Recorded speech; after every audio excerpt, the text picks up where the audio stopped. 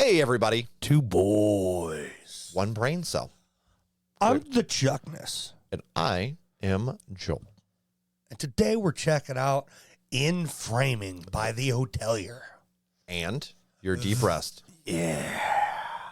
You almost said the hotelier again, but it's okay. It's I all right. did. You're right. I just got to point it out because Nice I do it and you point it out immediately. So Oh, yeah. we're just making sure everything's there. Shout out to Lost Motel for this. Been a great band so far. I'm excited to check out more, and we're going to jump right on in, and we're going to save our BSing for in between the songs because we've been doing a lot of that tonight. Dude, we've been We on are fire. a problem today, dude. Uh-huh. We're our own worst enemies. You keep saying that exact phrase, though, and it's bothering me. Did I really say that? Yes. That's like the second time I've heard that one. Yeah, that's because you watch my streams. It's awful. It's horrible. I hate it. Yeah. Why do you do this to yourself? I don't know. You said, you know what I need more in my life? Joel. Why do I do this? More Joel. How about some more Joel? Shit. Yeah. I got bad influences. I think you're obsessed. But that's just me. That's just my opinion. It's okay. That goes really well with stalking jokes. It feels, yeah, 100%. Yeah, and it feels right. Chuck stalking me jokes, to be clear, not making Yes, jokes about yes, people yes. being stalked. No. We're gonna use our words to describe fully the scenario for you guys, so we don't make you uncomfortable. Good job, jackass. If I did, I'm sorry. In frame.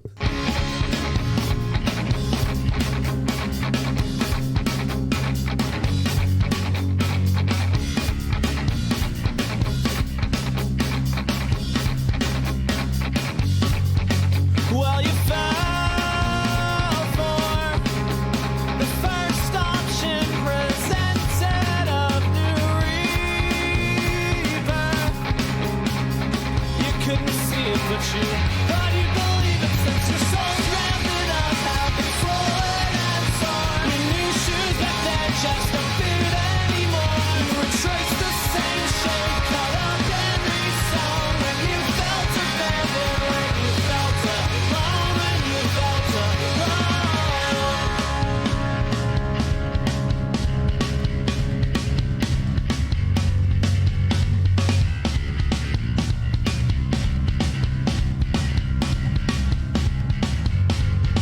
and I know you resolved to make your chaos external. The rest of sickening kinds have your blood down in the mind. The string traced back to a place, smart girl, EVA.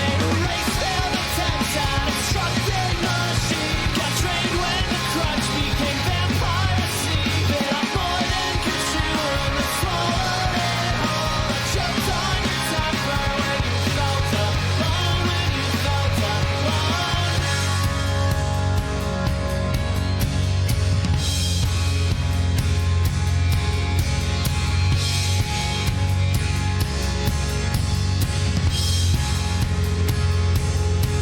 And the sirens cry loudly. I'm reflexive. I cry loudly. Remember, sure in framing. I'm forever left me strangling.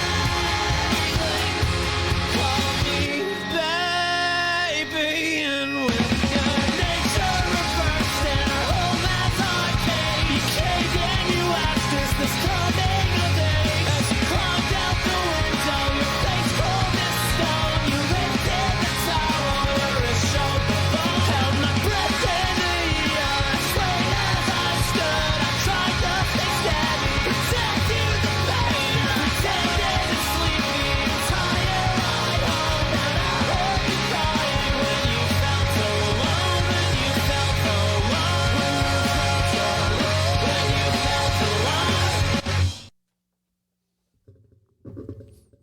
That's sad. Well. That's sad. Mm-hmm. You hear that snare? No. Do the whole thing? Was it bad? You tell me. And our home as arcade, you caved and you asked, is this coming of hear it there. That's how a fucking snare is supposed to sound, guys. I was going to say, that doesn't sound bad. I never said it was bad. Okay. You said that. I never said that. I did not What say it would was get a in your wall. head thinking that I have a problem with the snare? I don't know. No, I was Mr. just Snaring I was over here. appreciating it. I was like, damn, that snare's not only popping, but it's popping correctly. That's the way I want it to sound. It did sound good. Sounds sexy. I was taken aback by just the vocals in the song right off the rip. Vocals are so nice. It's just so clean. They sounded so fresh. They did 100%. And then like they just had a nice touch of rawness in there that just made it sound so damn good. And then on top of it, some beautiful lyricism. Well-written song right there as well. I got sad. I know. I got really sad in there. touched.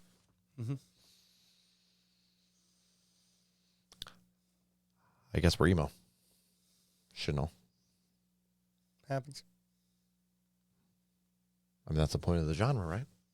Touch those inner feelings. It's not all dramatic. It's sometimes just nice little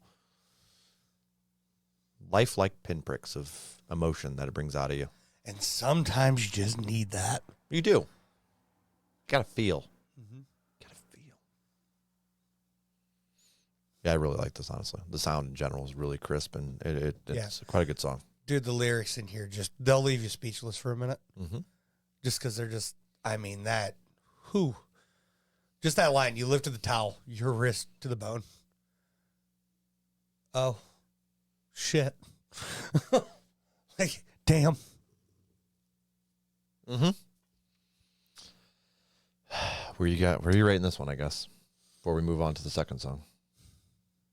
I'm going to go with a 7.8 playlist. I'm going flat 8 playlist. It's a good tune. Boom. I am. That means that goes in a Two Boys playlist. Fuck yeah, dude. Hell yeah. No question. No question. Right in. Let's continue on to Your Deep Rest, which, following from those lyrics. Yeah, didn't think about that, did you? Oh, no. Mm-hmm. Yeah. So let's. He framed it up. He framed it, and here is the hard hitter. Let's do it. Already love that riff. So far, Third Eye Blind.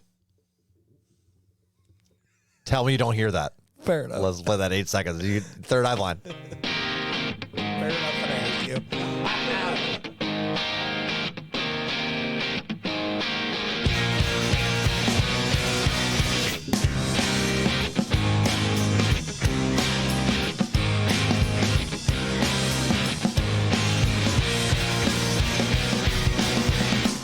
So while you're fixing up your bed, so while you're organizing drawers, you should just listen to the problems had with problems of yours. And what's that note you're writing there? Why are you giving me this back? This was a gift from when we met, back when you were so upset. I called in sick from your funeral.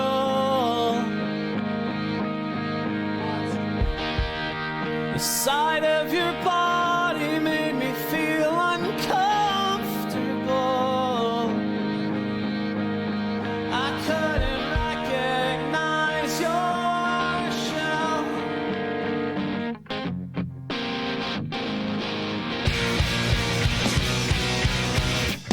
You're branching off at an end for all the way that made you bend. And when you try to shed your leaves, you pine for warmth, as they said. Your lack of love for yourself is sapping all of us here out. Chase your roots back to the ground, work out the knot holes for yourself. I called in sick from your funeral.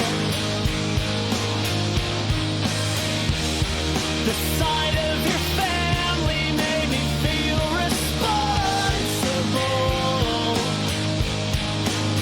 And I found the notes you left behind.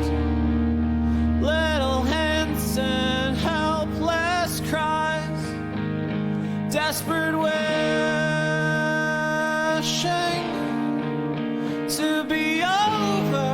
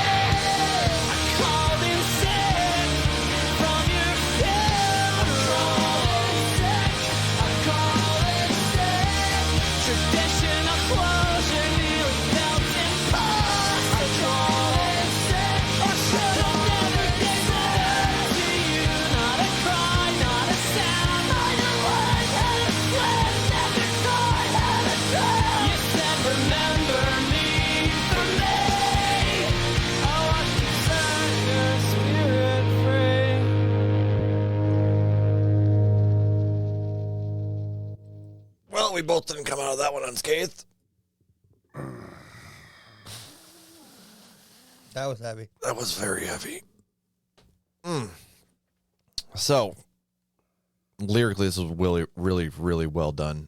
Written because you're bouncing back and forth between the grieving family and the issues of the loved one passing, and which is brutal hard. This is kind of why I don't judge people for not showing up to funerals. I know people get really upset about that, and I think that's kind of an old school thing where like it's us showing respect. You know, that's how I was raised as well. But I've kind of come to not get upset when someone doesn't show up to a funeral or something. You know what I mean? Obviously, the people that show up, it means like crazy amount, especially when there's people that you didn't expect to show up and they show up and then you remember those people forever. But that kind of inner struggle with, especially when it's somebody so close, it's not the same person you knew. So it kind of weirds you out. And most people can push through that, but not everybody. So it's just be kind and don't judge. Yeah. You know, if someone, you're in a scenario like that, it's a good breakdown as well. And then, Well, I mean, even in this reaction, the first time he said I called in sick to your funeral, I'm like, you're a piece of shit. yeah, And then initial reaction, yep. And then right away, the sight of your body made me feel uncomfortable. Okay, fair enough. Well, that's the problem. We have this thing with empathy that we don't really think about, you know? Yeah. It's easy to take it as the top layer is, oh, they're disrespectful, and not look deeper and understand that, oh, okay, there's some deeper thing under, you know, that you don't want to say, and there's reasons for that. But like, you know, I've talked about my sisters before, but like this right here killed me a little bit and I found notes you left behind and little hints of helpless cries, desperate wishing to be over. The second that hit, I was like, oh shit. Yeah, that one, those hit really hard just because, definitely ran into some like stuff like that after her passing, which really kind of fucked me up pretty good too. You know what I mean? So, well, it always seems to be like when it comes to depression and things of that nature, afterwards, if you think about the way the person was living, they were crying for help. Oh, like, sure. You just weren't aware. There's signs there, and you're not thinking about it because you don't, you know, that's not something you're expecting. 100%. In any way. So, and even when you've known the person for so long, you wouldn't like ever expect it to go to that route or something. Right. And a lot of times you just see them as that's part of their personality or something along those lines. But then after something happens, that's when you're like, oh shit. Yeah. Yep. And then you automatically beat yourself up. And you beat the shit out of yourself because you're like, you know, why didn't I do anything to make it better? Yeah. Which makes the funeral even more hard. And then 100%. that outro, I know, lyrically might not be great for you, but I really loved that whole outro, the way that was posed. Not a cry, not a sound. Might have learned how to swim, but you never were taught how to drown. Yep. You said, "Remember me for me." I watched you set your spirit free. That shit's heartbreaking, dude. Mm-hmm. Not gonna lie, didn't even notice the word. Oh, really? Yeah. I skated like it just Skate right over it. Yep. Yeah. My brain doesn't even register half the time. So. Yeah. Yep. But how true is that? We're all taught how to live, but we're not taught. But we're not taught exactly about being down at your very lowest. You are in passing. Maybe it might be mentioned, but no one can really share that with you or like break down and be like, hey, you know what?